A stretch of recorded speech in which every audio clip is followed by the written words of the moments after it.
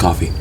Good morning, everybody. I am Amalgamash. Welcome back to the channel. As you may or may not know, I am hosting a game jam called the Smile Game Builder Summer 2020 Game Jam.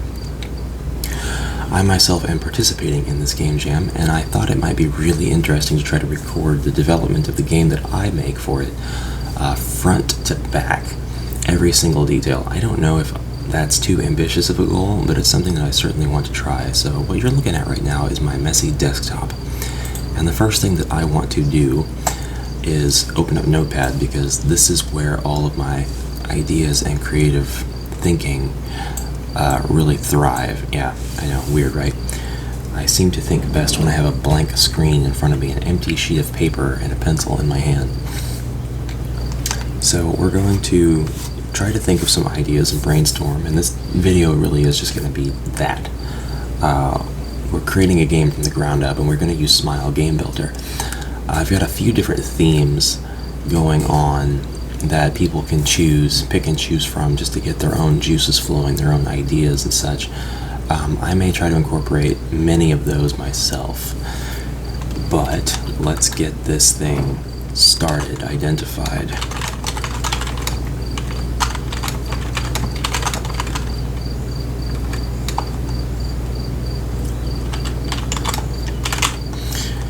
So, title, I don't know yet. Genre, I don't know yet. Theme, I don't know yet. We are going to be using Smile Game Builder, so we know that much. Characters, actually have an idea for the characters.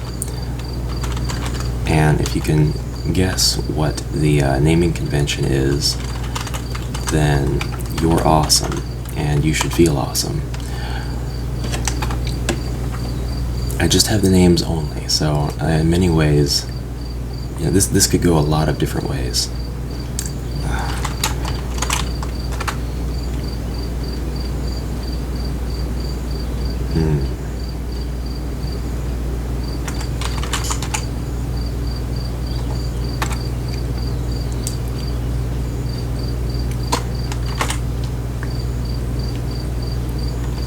There's going to be more characters, but I can't remember the rest of them right now. It should be kind of easy to pick up on where I get the inspiration from. So,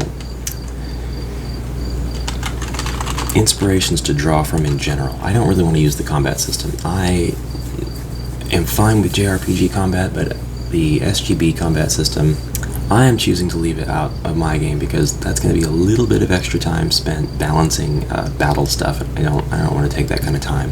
I don't think it's entirely necessary to have a battle system for the game that I want to make this time around. And I have some inspirations. One of my inspirations is Legacy of the Wizard, in which you have... Has anybody ever played that? You know what that is? That is an old Nintendo Entertainment System, original NES or NES game. You play one of 4 or 5 characters, I think 5. His family got a curse put on them, and after you have journeyed from your house, where you can select whatever character you want, you can go back to the house and select a different character if you want. You journey to the center of this sort of underground world. And once you get to the center, there are 4 branching paths. Now, each character is suited to a particular path, and only that path. You can take any character and get kind of far along on any path, but each character is only supposed to be able to go all the way through one of those paths and fight that boss at the end of that. And after you have completed all 4 paths with the appropriate character, you can take the 5th character, who you haven't used yet, and you can take them to the center, and then you take them through the door to fight the last boss. And I think that only that character is able to fight the last boss. Now, I'm not going to be doing anything so unguided. That was a NES game, and it had that Nintendo hard difficulty. But I do want to have some sort of inspiration drawn from that game. I think Legacy of the Wizard is great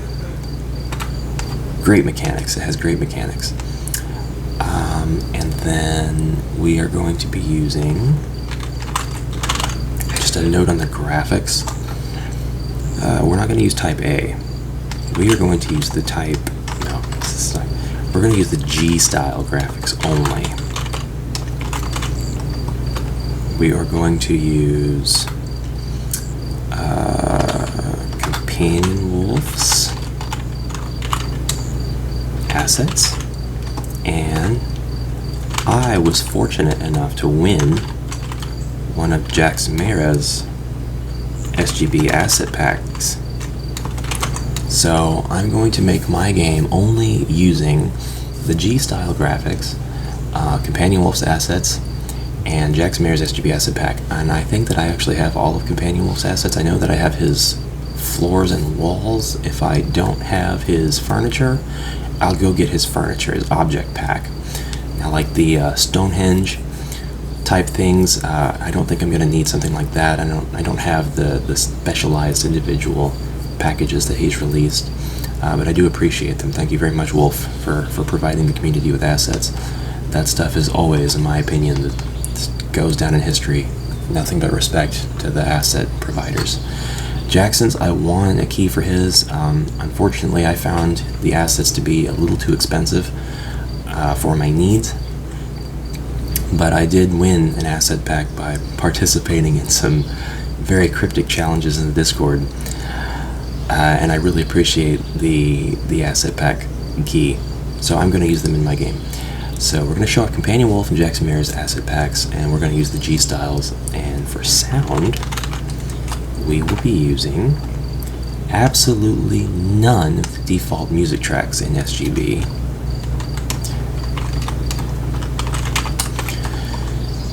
And we will use none.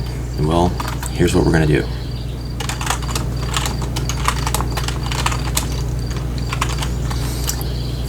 Now again, this is not guidance for you. This is just my game idea, development, document, the thingy. I'm saying no SGB music for my game. You can use SGB music for your game, for this game jam. I'm not going to use any of the default Smile Game Builder music. The default sound effects, I don't know that I have the patience to go out and look for sound effect packs and replace every single little sound effect. If it turns out that I'm only going to use like 5 or 6 of the sound effects, like for confirmation of decisions and things like that, I will do that. But what I'm going to do, if I don't look for completely different sound effects, is at least change the defaults. So like if cursor 1 is what plays whenever you select something, I'm going to change that to cursor 2. And I'm going to make it to where they're the lesser used sound effects, because there's a lot of sound effects that come with Smile Game Builder, and people tend to keep the menu option, the menu selection, and things like that right where they're at. So some of those sound effects I cannot stand after hearing them for too long. They're really high pitched. Okay, so we're going to have a lot of key items. There's going to be a lot of collecting. Okay, as for the gameplay, there will be numerous items to collect, many of which unlock new areas. And then the story, which I'm kind of ranking last here. The story is, I don't know yet. We'll find out. So this is what we've got so far. Let's go create our project file. And we're preparing to launch Smile Game Builder. Okay, we are actually going to open up a minimum resources project file. This is a project file that I created where I stripped it clean of everything unnecessary, and then I moved that project file itself into the common folder, which is really easy to do, and now I have it available for use as a template. So I just have a few things. Actually, there's still quite a bit in here that I don't want, but you know, that is what it is. It's just stuff I'm not going to use. So we have our default map, looking lovely, looking beautiful. Here comes the boring part, which is going to be taking our assets and moving them into the folders outside of the program. Or maybe I can do that within the program. I don't want type B. I don't want the 8-bit sound pack.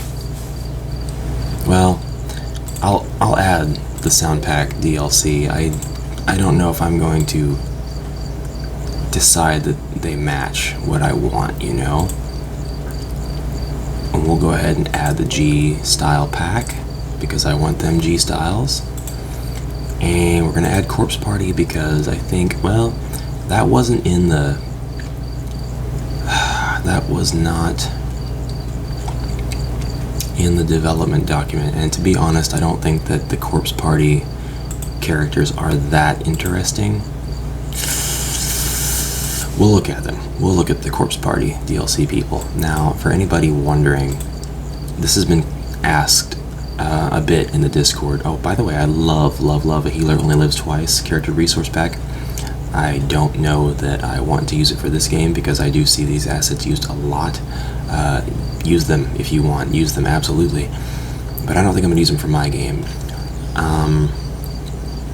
So let's take a look here. We've got DLC from Corpse Party. Alright, so if anybody's wondering, Corpse Party is a licensed property, but the devs here, and the publisher rather, have the rights to use this property and to be able to give it to players for them to be able to use in their games and even sell them commercially, with one exception.